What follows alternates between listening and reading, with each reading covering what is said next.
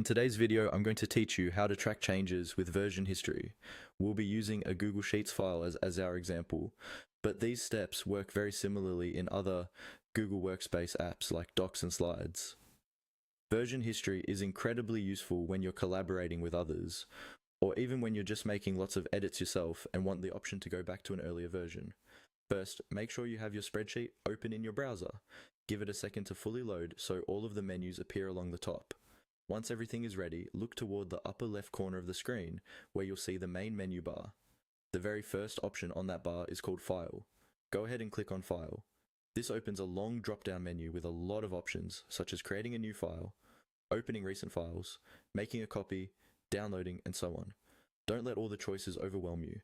We're only interested in one specific section right now.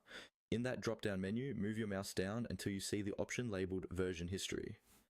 You might need to scroll just a bit depending on your screen size, but it's usually in the middle area of the menu. When you hover over version history, a side menu will appear to the right. Now, in that side menu, click on See Version History.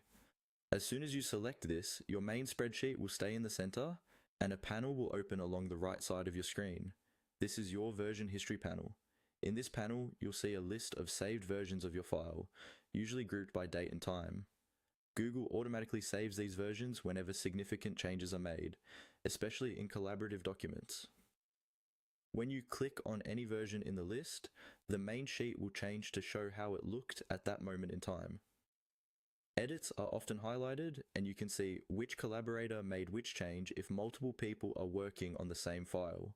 From here, you can review what's been changed over time, compare older versions to your current one, and, if needed, restore a previous version.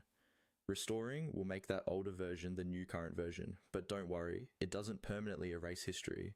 Google usually keeps a record so you can move back and forth if needed. That's all you need to do to start tracking changes using version history.